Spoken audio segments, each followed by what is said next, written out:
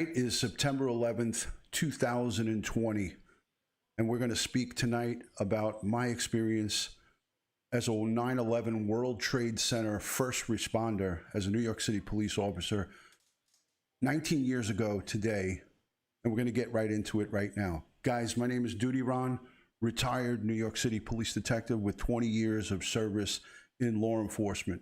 I want to thank each and every one of you, my channel members, my Patreon supporters, my moderators, and all the people who subscribe to my channel. I greatly appreciate each and every one of you.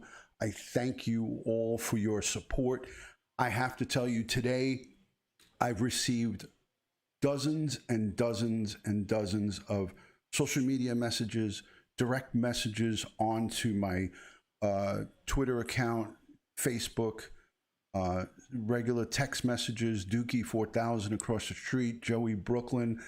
The names go on and on, but I want to say a special thank you to Josh H for producing and putting together a lot of the video that I'm going to show you here tonight. If you can, please take a moment to share this video out onto your social media platform. Again, guys, a very solemn day. I got to tell you, I've had a very rough day, and I'm not looking for any pity from anybody. I'm not that kind of guy, but I'm going to tell you that out of all the years, and I got to tell you, even the year 1, 2, 3, up until year 5, I had rough times with September 11th. But today, for whatever reason, I don't know if it's, call it COVID, call it confinement, call it different day and age, the disdain towards the police, it just didn't feel right. So today it didn't feel right for me, and I don't know why. I really don't know why. So again, it is what it is. Hopefully the sound is back. All right, how long have we had no sound? Have we had no sound from the beginning? Let me scroll back. No sound, no sound. Whoa, no sound. All right, we're gonna try it all over again, guys. At one point, did we have sound? Did we have sound at one point? Anybody? Okay, good, thank you. But was the whole beginning no sound?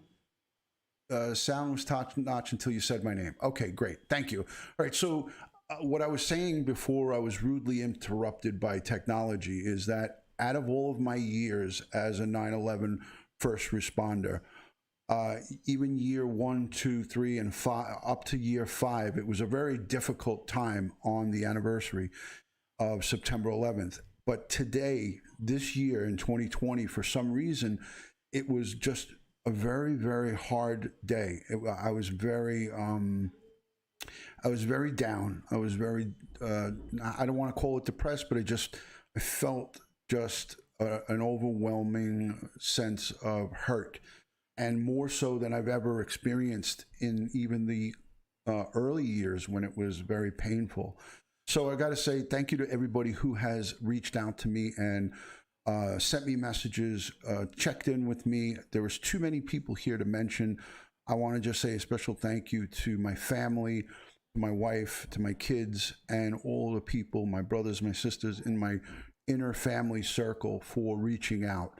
So again, I have a really great video to show you guys. I got a great show, but I want to highlight a couple of things. Last year's video that I did, I went into some details about September 11th, and I failed to mention a couple of really personal moments down at September 11th that I experienced as an investigator, and I'm going to share those with you tonight. My cousin, as you know, Ralph Licardi, was 30 years old on September 11th. He had a newborn and an 18-month-old, 2 boys, and he was just starting out his family. He was a 7-year journey foreman with P.E. Stone. That was the local 3 electrical union that he was in, and he was a journey foreman, 7 years on the job, but it was only his second day at the World Trade Center. And my cousin was a very giving person. He always was willing and able to help people. And cousin Ralph wired all the electricity on the second floor of my house. He also, when I finished my basement off, he did all the wiring in the basement. And cousin Ralph was instrumental in doing a lot of things for a lot of people. And he never asked for money. All he asked for was food. He wanted McDonald's Big Macs, large Diet Coke, and a big fry. He used to get him supersized. So Ralph would always just ask for food, no money. And I think I had to slip a check to his wife on the side. He never, well, now he knows about it, but I had to slip Jennifer, his wife, a check because he spent so many hours wiring up the electrical at my house. 2 or 3 nights before September 11th, he came here because my my washing machine, the connection to the hose to my washing machine broke, and I had about 200 gallons of water in my basement. So cousin Ralph came over. I called him. I said, I got a shop back here, but I need a good one. Do you got a professional? He's like, Ronnie, I'm on my way. He lives right in West Hempstead, which is the next town over. So he jumped in his car and he came over here after a day of working, and he pumped out the water in my basement with me at nighttime. And he said that I owed him McDonald's, but I never got a chance because a few days later, September 11th happened, and he was taken from us and killed on the job on September 11th. What was amazing about Ralph is that when the first tower was struck, he was in the second tower. He called his wife and he told her that he's getting the hell out of the building. But that never did happen. He never made it out. And until 2002, there was no recovery. So my brother and I were both going down. My brother was a police officer at the time. We were both going down to the World Trade Center, to the site every day, and giving updates to Ralph's wife, Jennifer.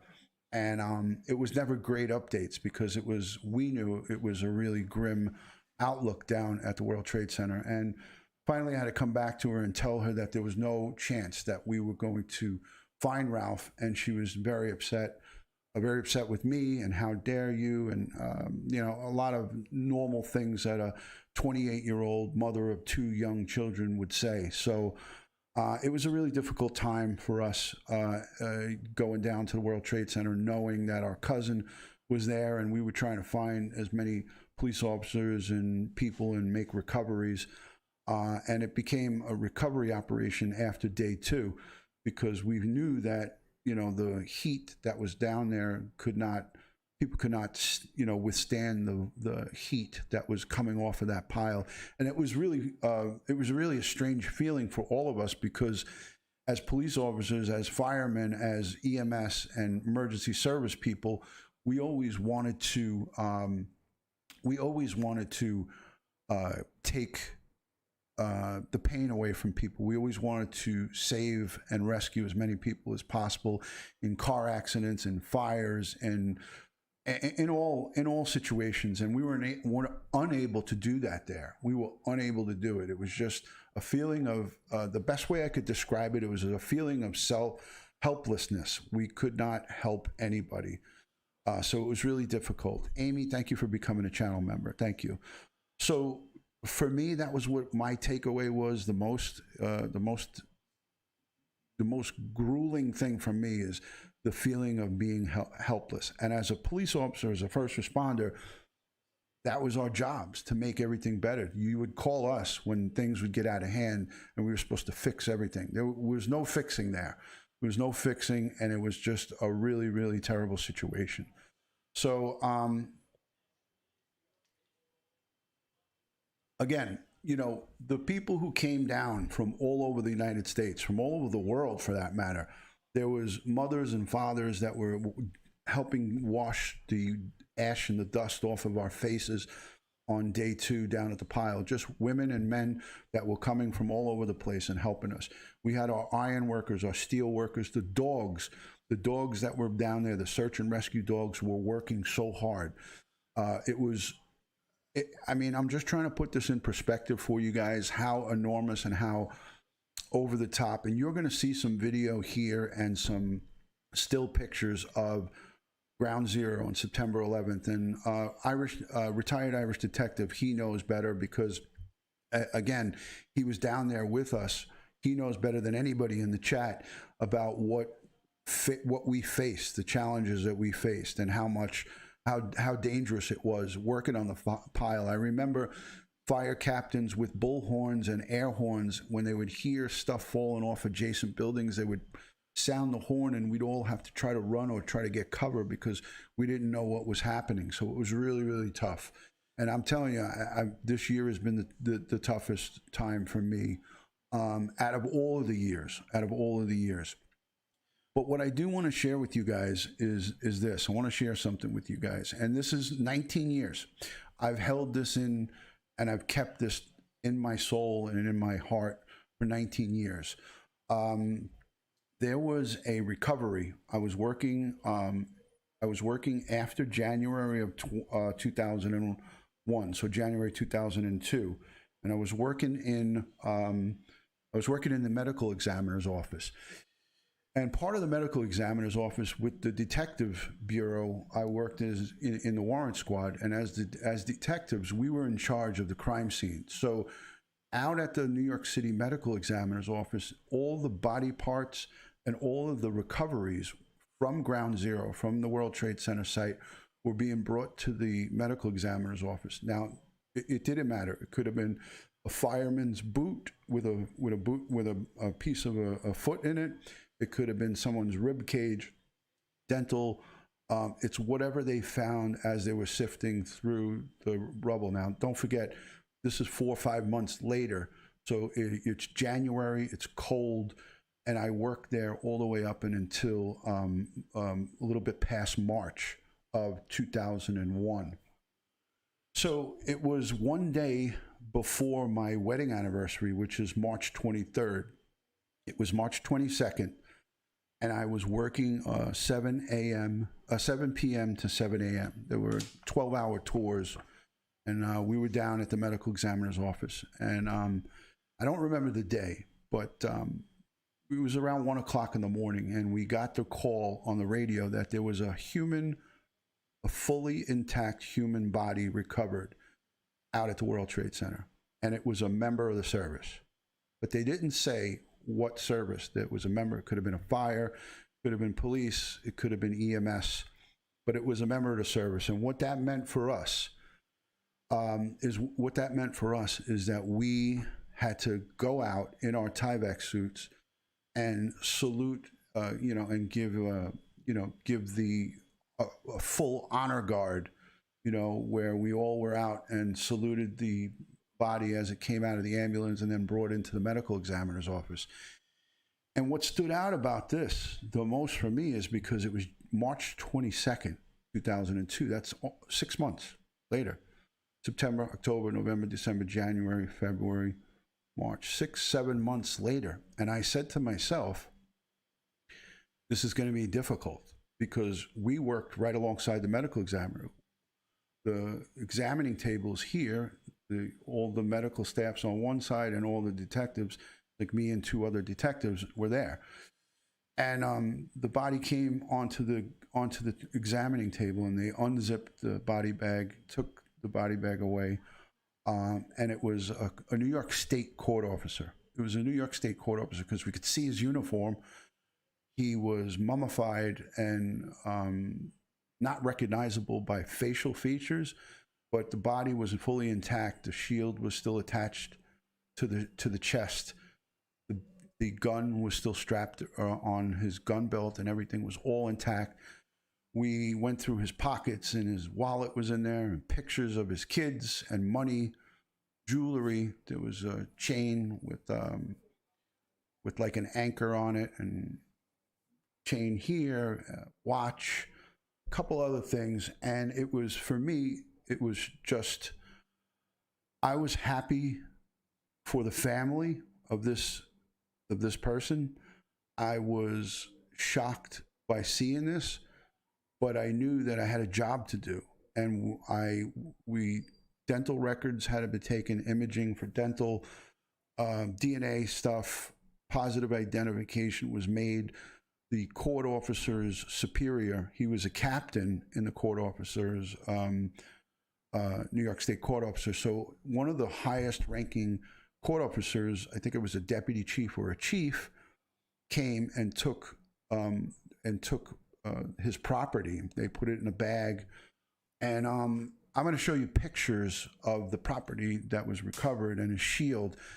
The shield was bent into his chest, and the gun was the twisted metal. The gun was twisted, so we couldn't even take it out of the holster. We had to call emergency services so they can take the bullet that was out of the chamber. We were worried that it was going to go off.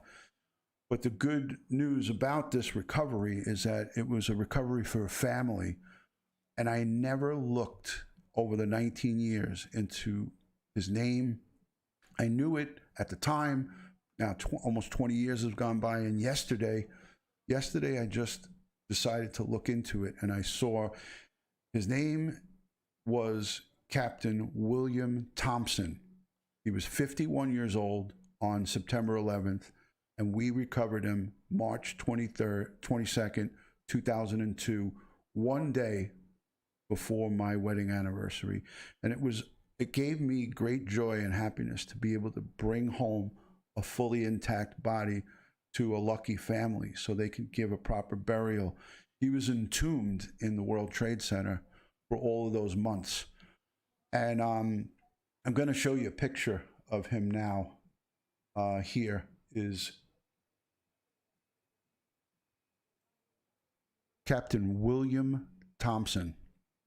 So I'm going to show you a picture of him now. All right. So that's him. And basically it says Captain William Harry Thompson. Captain William Harry Thompson never took the elevator. He taught the court officers at the academy. He was an academy instructor, and he had 27 years of service.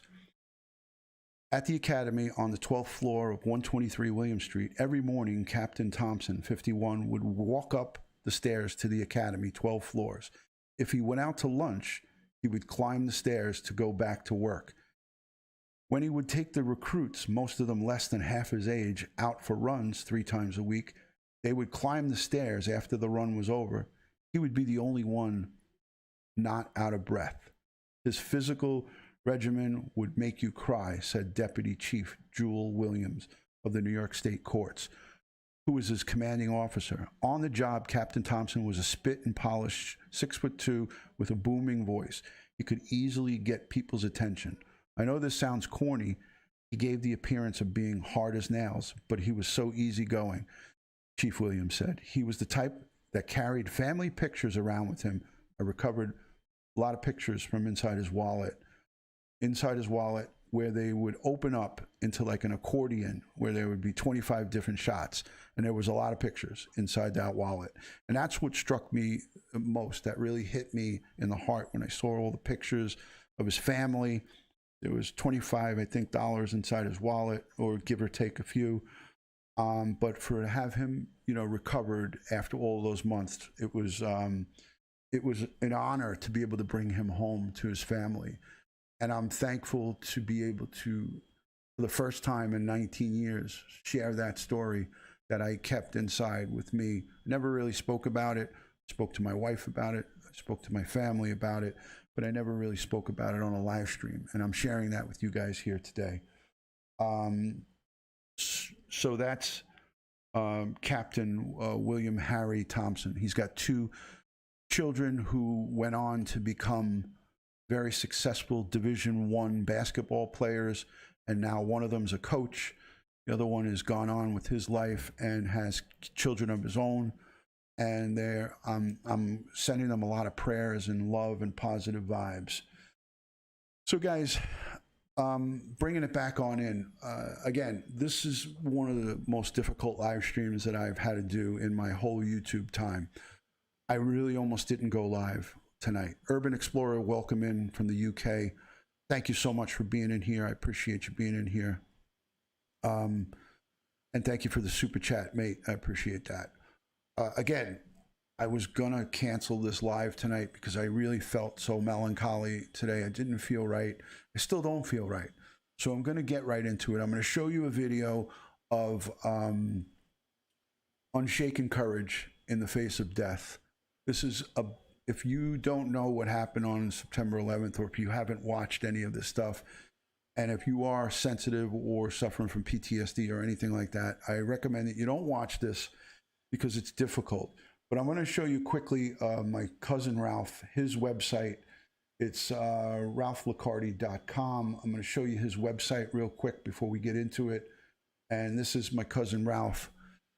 I'm proud to show you this. This is my boy right here. And his father made this statement: Ralph is a handsome son of a gun. So this is from his memorial page. So this comes from his dad and from his brother and sister. Ralph Licardi would stuff his earlobe into his ear and then wiggle his ear until his earlobe fell out. It's part of the quirky, funny things that Ralph did. Few people can do that, says Mr. Licardi. That's my Uncle Yano. His name is Sebastiano, and we call him Uncle Yano. Mr. Licardi was pretty funny, but when not in looks, he was a handsome son of a gun. And his dad said that at his memorial service over at Madison Square Garden for the local 3. His father, Sebastiano, said, and he's a very much family-oriented person, Ralph was. Every weekend, Ralph's mother, Joanne, would cook all day. Ralph, his wife, Jennifer, and their kids, Ralph Jr. and Michael. Ralph Jr., 2 years old, and Michael, 1. The other grown children, Anthony and Carmelan, their spouses and offsprings, would go to their parents' house in Queens for a family feast. And I've been there a few times for those family feasts. It was just unbelievable. After they left, Sebastiano Licardi would say to his wife, we would sit and talk how lucky we were. Ralph Licardi, 30, was an electrician for P.E. Stone, and I'm lucky enough to do what I do and get paid for it. He used to say on the morning of September 11th, he was doing just that, working on a job at the Aon Corporation, which was in the South Tower of the World Trade Center, and that's where he lost his life. So I'm going to show you one more. This is his dad right here, and he gave a speech in 2013. His dad had an accident, hit his head, and has passed away, and he is buried at the gravesite of his son, where we found partial remains. His remains were recovered in April of 2002, and we did a burial for Ralph, and his father is buried with him. So they're both resting together in peace. I'll show you some photos real quick. These are some photos of, oh wait, this is a good one here. If this will load, it'll be good. This is Ralph right here making his nieces laugh. I think this was the night right before September 11th, if my memory serves me correct. So that's Ralph, and this is his brother Anthony. So just some pictures, Ralph and his wife and children.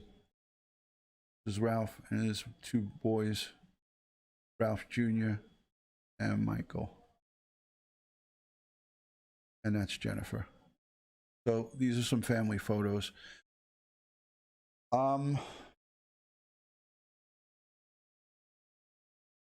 Thank you, Princess Michelle, for the super chat. Here's Ralph with his son and his wife in much happier times. Very, very sad. But you could go on to ralphlicardi.com. Here's the website. You guys could go on there and check out all these pictures. So, oh, who's this guy? Who's this guy with Ralph? There we are. This is at his wedding. This is me with hair, DutyRon with hair. Hi, Sophia. This is me with hair at Ralph's wedding, and there's his brother, Anthony. So these were better times. DutyRon, no beard, just a little Fu Manchu mustache. Thank you, Catwoman. Thank you. All right. let's move on, because I have a video that I want to show you. And after this video is over, it's going to scroll all 3,000 names of every victim of the World Trade Center. It's going to scroll them kind of fast. And inside the scroll, you're going to hear some music, some bagpipes.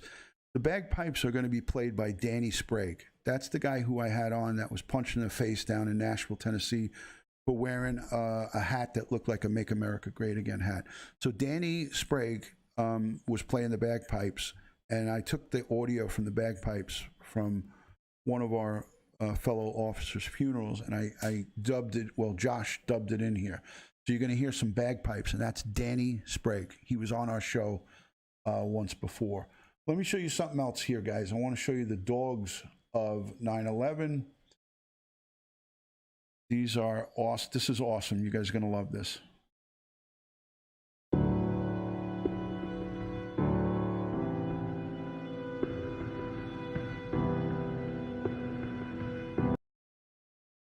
These are dogs that were heroic dogs that were at World Trade Center and were doing recoveries and looking for body parts and things of that nature. So these are the dogs of September 11th. And they did a phenomenal job. These dogs were amazing. A lot of people forget about the steel workers, the dogs, and all of the people that were instrumental in helping out. And, you know, if you look at this photo here, there's a dog on a gurney sliding across the pile and going from one side to the other. So these are FEMA dogs from the Federal Emergency Management. Yes, Astro, yes. But they work so hard there, and their little pads of their feet were all tore up. So look at that. A German Shepherd named Worf pulled 2 bodies from the rubble on his first day, but had to be immediately retired because he shut down and wouldn't eat. I mean, look at that statement alone about how heroic these dogs were. That's amazing. Amazing.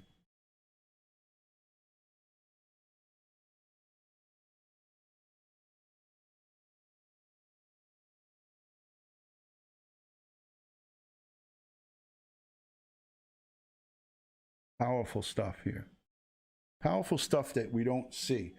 I'm going to take you really quickly to the lights that are shining at September 11th right now at the World Trade site. I'll take you in right now and take a peek at this.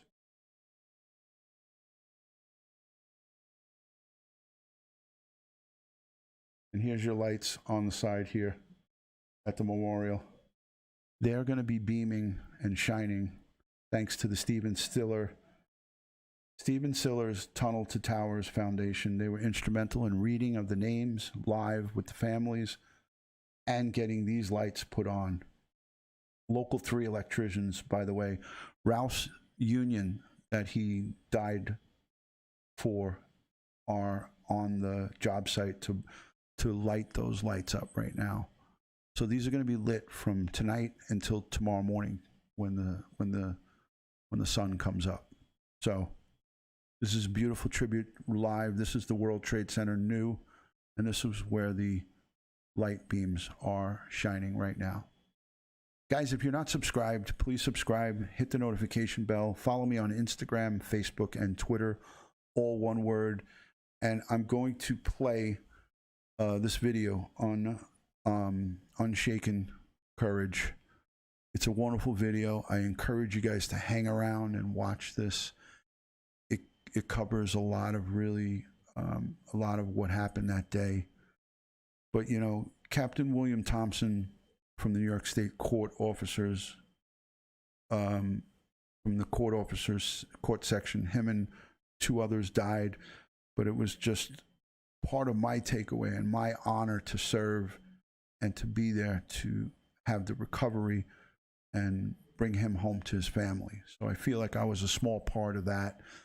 Even though I didn't find him myself, I was there when he was brought into the medical examiner's office, and he was handled with dignity and respect when I wheeled him down the corridor to go to get x-rays and identification, fingerprints and such It was just my honor to do that, and his body was released expeditiously to his family, and the superior officers took charge, and they did a great job.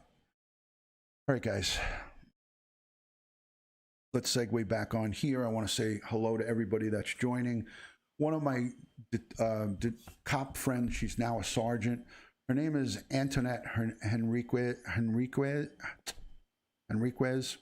She is an awesome, awesome human being. Antoinette is so wonderful. Every year she sends me a card, and she's still on the job. This is the card that she sent me this year.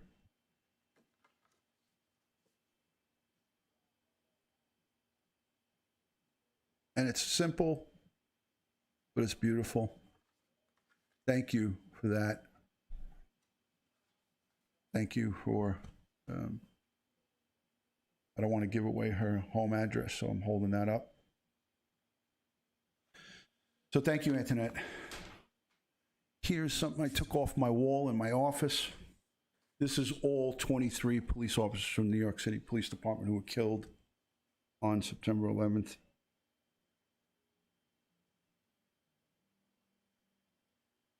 So hopefully that comes across good on the screen.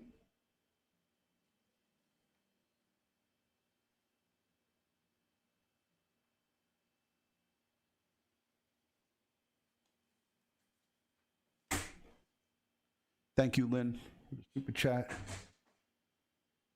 Appreciate you guys coming on in. I'm gonna segue on to this video. This is, like I said, if you suffer from PTSD or if you don't want to watch something like this, I encourage you to perhaps not watch. Lynn, thank you for the generous super chat. She says, thank you, DutyRon, for your service. I'm forever sorry for the loss of life that day. Rest in peace, Ralph. But what I want you guys to understand is that there was over 3,000 souls that were taken from us this day. It's not about just the police and the first responders and firemen and such. It's about everybody and all of our brothers and sisters that lost their lives in the aftermath to cancer. Louis Alvarez fought for the rights of all victims just last year and a half ago and died after giving a speech before Congress. I videoed that and I have it in my playlist. Lou Alvarez was a retired detective who contracted cancer from September 11th, and he gave his last breath to fight for the rights of all victims, not just the cops, but for everybody. So I want to just acknowledge and say prayers to everyone who has been taken from us from this terrible tragedy, this awful terrorist attack on our country, the worst in United States history. So God bless each and every one of those souls and the families that are left behind. Myself, my family is a victim of this attack as well. So guys, I'm going to go right into it. The names are going to go quick because there's 3,000 of them.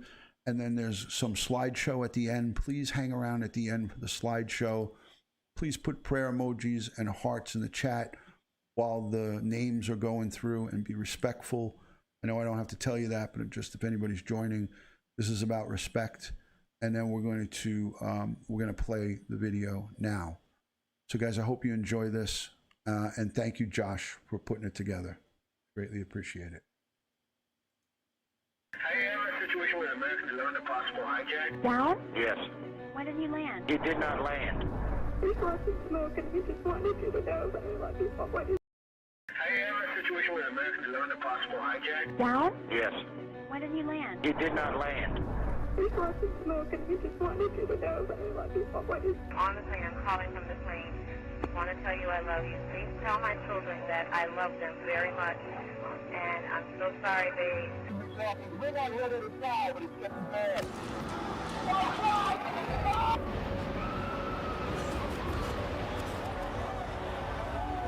I'm on the 83rd floor. I'm going to die, aren't I? No. Say you're going to die. Live, say your prayers. What are those people going to do? Today, our fellow citizens, our way of life, our very freedom came under attack in a series of deliberate and deadly terrorist acts.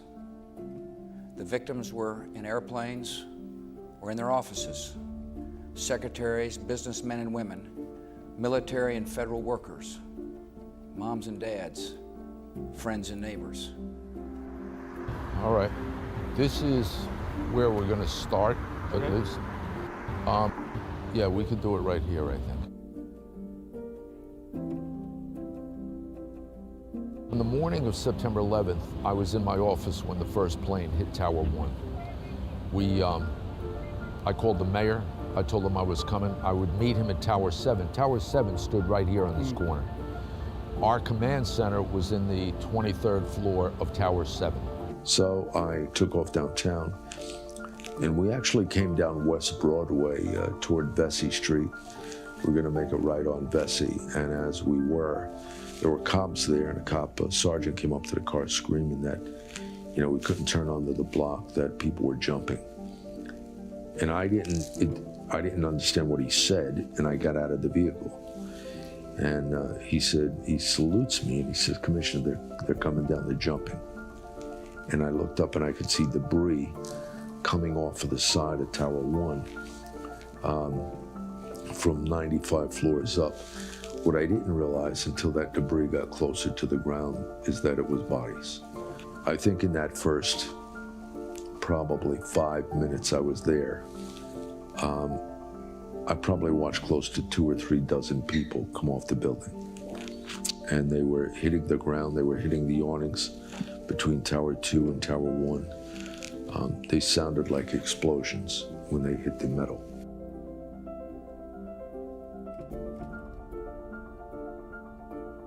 I couldn't get into New York City. All points of entry were closed down. And my best friend from 3rd grade, John Gomez, calls, and he goes, "Are you watching this?" I said, "Watching what?" I just dropped my son off at nursery school, you know, and I went home, obviously. I knew instantly. I said, I knew what it was. Terrorism is real.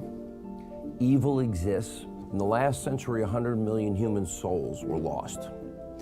And we've dealt with, in that 100-year period, fascism, communism, Nazism, Imperial Japan, the killing fields, Cambodia, Pol Pot. But all told, based on the history, 100 million souls are killed in the name of governments, in the name of some ism. The ism that we deal with now is terrorism. About 3 minutes before the mayor got here, there was this enormous explosion, and we looked up, and the second plane was slamming through the north side of the building on top of us. Another one just hit the building. Wow. Wow, another one hit it hard. Another one just hit the World Trade. That's when I realized we were under attack. My staff, the bodyguards, we went behind Tower 7. We waited for the debris to come down. And Mayor Giuliani arrived about 3 minutes later. Looked at the damage here. The mayor wanted to go down to West Street, so we actually walked down to West Street here, went to the side of the buildings, and to a temporary command post. We met with the first deputy commissioner, the chief of department, chief of operations from the fire department. We talked to them for about 10 minutes. And the mayor, he said, okay, I want to go back to the other side here, and where I was going to set up a temporary command post here. We came back up the block, and my guys had secured an office in that building. There was a Merrill Lynch office there, a small Merrill Lynch office. We were going to go in there. The mayor was going to call the White House. He wanted to speak to the president about getting air support. Walked into that office. The mayor sat down at a desk, got on the phone, got through to the White House. Somebody came on the phone. They said, the president's not here. The vice president is going to come to the phone and talk to you. And about a minute and a half after they said that, they came back on the phone and they said, we have to go. They're evacuating the White House, and we think that the Pentagon just got hit. And the mayor hung up and he said, "That's not good." And he told me what they said. And all of a sudden, the building started shaking like a freight train was coming through the side of it. Somebody kicked open the door and yelled, "It's coming down." And that's when Tower 2 was imploding. The morning of 9/11, I actually was in my dorm room, and we watched it on TV. I went to class, I came back, we kind of saw what was going on, and my father was a fireman at the time in Rescue 4, so we knew he was working that day, but I didn't know exactly, where he was the morning of. I called my mother. I said, is Dad working today? And she said, yeah, he's working. I haven't heard from him yet, but I'll call you back later. And no one really knew what to do, because there wasn't a moment of exasperation where you're like, oh, it's over, like, we know he's gone. It was kind of, he still might walk in the door. Every time the door opened, everyone would turn and say, oh, expect him to kind of walk in. And again, another day, and then kind of over the course of that week, we kind of eased into, he's not coming back. Like, we're pretty sure that he was lost in the collapse. When the building came down, once that building started to shake, it blew out all the windows. There was smoke and gas and all this stuff. I remember thinking, we were in there. There was no way out. Couldn't get out. Couldn't go out the way we came in. It was all blocked off. So, and we couldn't breathe, which was the worst part of it. And I was thinking, like, all the stuff that I had been through in my career. I've been stabbed, gun battles, like all this stuff. And I'm gonna wind up smothering to death in this office because we can't get out. And all of a sudden, a side door opened and these two maintenance guys showed up. And they were probably a shock to see the mayor, the police commissioner, the fire commissioner, and see all of us in that room. They were about as shocked to see us as I was to see them. And I asked them, "You have keys to get us out?" We wanted to go west. I wanted to get out the other side of the building. And they took us out a series of hallways all the way east until we came out on Church Street. That's how we actually got out of the building. And I remember walking into that lobby and looking outside, and you could not see anything outside. It was pure white. It was like somebody took a sheet and put it in front of the window, and I thought, what is that? Like, what's out there? What happened? Was it a nuclear blast? Like, what was this? And they had these rotating doors, these circular rotating doors. And I remember going through the door, getting outside, and when we got outside, there was no sound.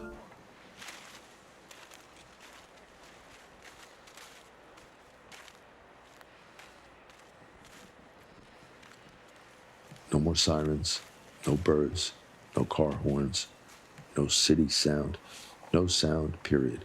It was just like somebody stuck you in a soundproof booth. That's how condensed this dust and soot and gas was. It took out all sound, and keep in mind, I was 4 or 5 blocks from the towers.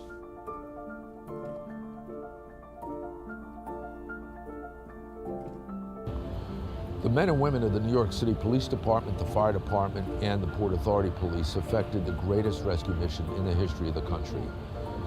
They took 20 to 25,000, maybe 30,000 people out of these buildings in this surrounding area.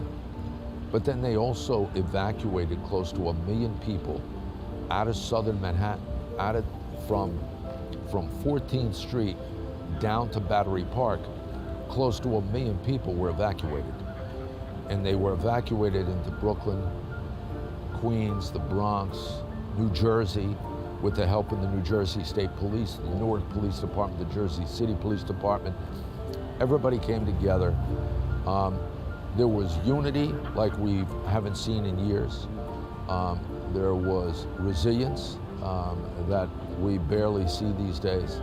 And it was a feat I think for the first responders, never been replicated prior, and hopefully it's never going to happen again. I think one of the things that differentiated New York City and what we were doing, what happened on that day, to other municipalities, even state governments around the country. From 1996 to 2000, for 4 years, Rudy Giuliani created the Office of Emergency Management in the event of a crisis, an emergency in the city.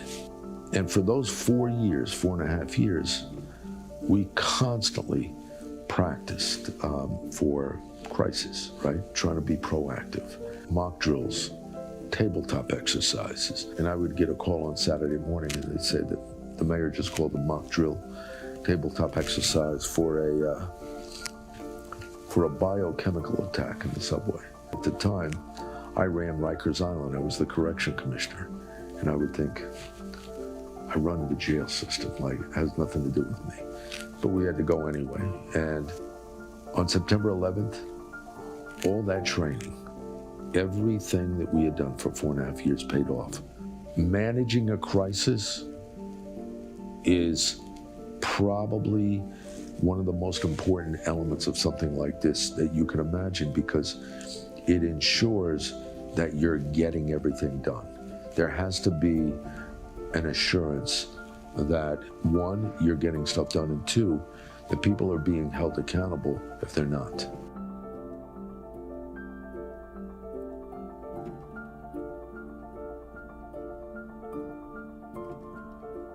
It was a moment where it just awakens you to what the really dark side of the human experience can show, and then it shows you the lightest side, the brightest side, the best out of people.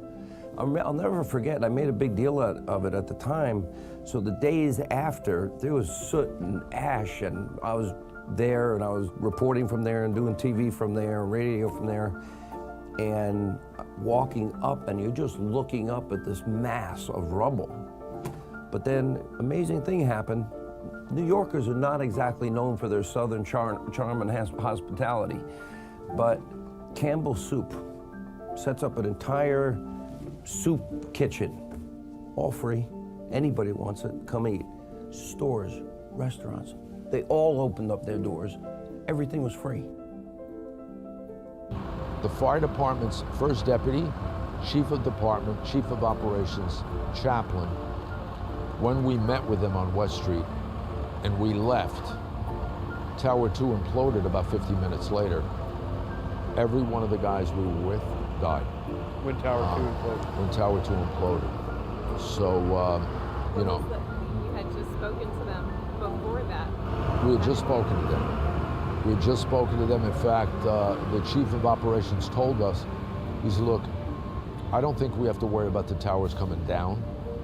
He said, but we're going to lose everybody and everything above the impact zone. So in Tower 1, the impact zone was around the 95th floor. Tower 2 was around the 75th floor. So we anticipated there's going to be a lot of death and destruction in the top of the buildings. What nobody anticipated was the jet fuel was going to create an inferno. It was going to weaken the beams, and because the beams were so heavy, the structure wouldn't be able to hold it. And once they started to implode and collapse, they just came straight down. There was nothing stopping. There were pockets and voids underground where you would hope somebody got into, but you also had to keep in mind that it was close to 2,000 degrees, between 1,500 and 2,000 degrees underground, where these fires were still burning. The fires lasted for almost 3 months. 3 months? Yeah. And we kept the rescue going for about 4 weeks, 4 or 5 weeks, and then it turned into a straight recovery case. And the recovery was difficult for a number of reasons, but most importantly, it was, you know, digging and getting down deep into the voids, but you had to remove 1 billion pounds of debris, right? And those beams, when you remember the beams that were sticking out of the ground at the time that held up the towers, The beams that the towers were made out of, they were about 1,700 pounds per linear foot. Wow. So if this stuff shifted, if anything moved, if that stuff fell, you know, it was going to kill somebody. So you couldn't have guys on the ground constantly. What we started doing at the end, you know, probably 2 months in, basically put a bunch of construction equipment down there, started moving the debris, and as that debris moved, we had spotters with binoculars. If they saw a body or a piece of a body or some human remains in some capacity, then they shut everything down, they stopped movement, and we basically went in and found or pulled out what they found. Keep in mind, we lost 400 first responders, 23 cops, 37 Port Authority cops, 343 firefighters. The reality is, many of them, I would say most of them, disintegrated. The first 2 cops, I think that we did find, my guys, out of the 23 we lost, they, you know, when I got down to to ground zero, there were 2 Home Depot buckets, and in those buckets were the remaining pieces of a Glock, an exploded magazine, a set of handcuffs. Anything that was metal was there for these 2 cops. But I mean, think of this for a second. A bulletproof vest, a leather belt, boots, uniform, the body itself, gone. The only thing that survived was metal. And that was the only remains we had. It was like they were never there. It's not really a rescue anymore, it's a recovery. So over the course of the next, I don't know, until May of 2002, it was a recovery operation where we just were digging to recover anybody who was lost so that we could return the remains to their families, give them some sort of closure. We were digging, me and my brother would go down and we would dig to recover the remains of my father and hopefully be the ones to carry him out. And that was the intent, was if they found him or if someone found him, we wanted to put the flag over the Stokes basket and carry him out ourselves. And we dug until May, until the floor was broom swept and there was nothing else to look through. And unfortunately, we didn't find any remains. We only found his Halligan, or his officer's tool, which had an R4 engraved in it for Rescue 4 and a KD for Kevin Dowdell. So we knew that was his. We recovered that about 2 weeks after the collapse, and that's unfortunately all we recovered from the site. The first firemen that arrived here, the first cops that arrived, you know, the station house that's right around the corner from the museum, those guys went into the towers. They were 50 floors up, 60 floors up in the tower. Tower 2 imploded. There was an evacuation call. And this talks, I think this talks a lot about the service of the people that were here that day. When the evacuation call was given, a lot of people evacuated. But I have to tell you, a lot of people didn't. I think a lot of people, first responders, I think a lot of them died because they knew people were still in those buildings and they wanted them out. And it just shows you the dedication, the perseverance, the courage, the heroism that was involved. You know, it was the perils inherent with what you were doing, with the death and destruction of what was going on. It was obvious. So for those men and women that stayed down here and continued on in the rescue and recovery efforts, that's heroism that, you know, I don't think has ever been replicated. I don't think we'll, you know, hopefully we don't ever have to see it again, but you have to give the men and women in the first responders that were down there an enormous amount of credit for doing what they did. On the morning of September 12th, there was just one thing in this country, and it was American. You know, I told you earlier this story with the president. You know, the president came to Ground Zero. He toured Ground Zero. You know, if you recall, Just listen to this message that he sends here. This is important to listen to it here. Listen closely to what he says. Stood out there with the bullhorn, with the retired firemen, and, you know, talked to the firefighters and the first responders. And then we all jumped in the president, and we headed uptown to the Javits Center so you could see the families of those that were missing.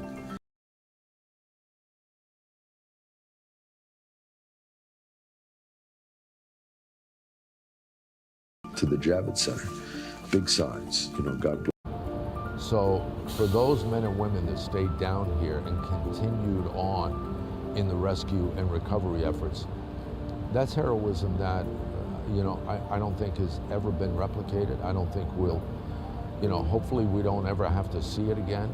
But you have to give the men and women in the first responders that were down there an enormous amount of credit for doing what they did.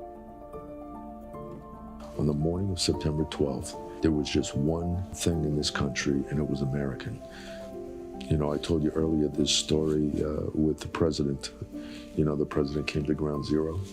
He toured Ground Zero. You know, if you recall, he stood out there with the bullhorn, with the retired firemen, and, you know, talked to the firefighters and the first responders.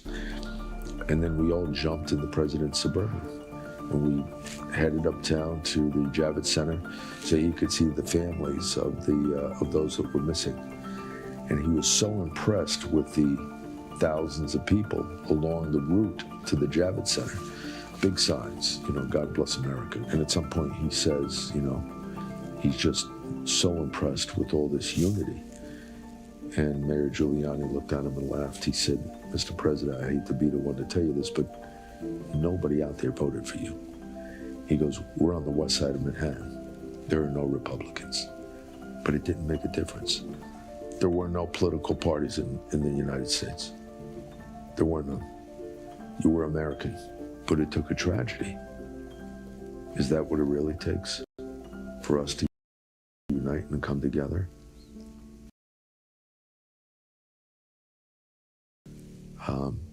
I'm not sure.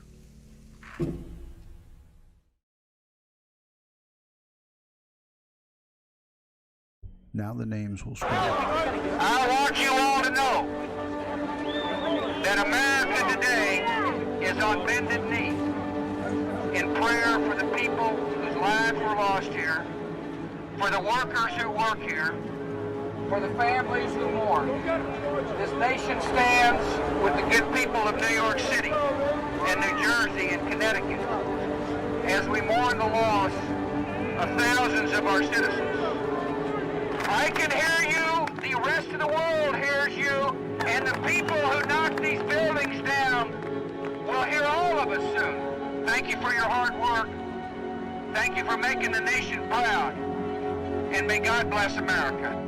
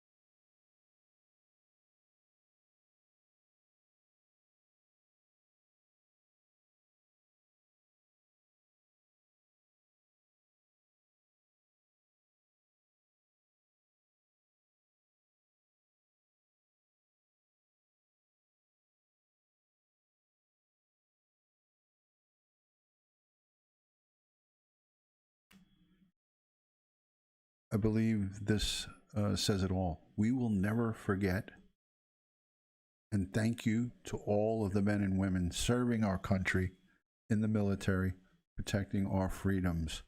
Law enforcement, military, united we stand, never forget. Guys, I want to thank, guys and girls, I want to thank each and every one of you from the bottom of my heart for watching this video, for sharing this video, for giving it a thumbs up, for liking it, for sharing it onto your social media. May God bless the world. God bless the United States of America.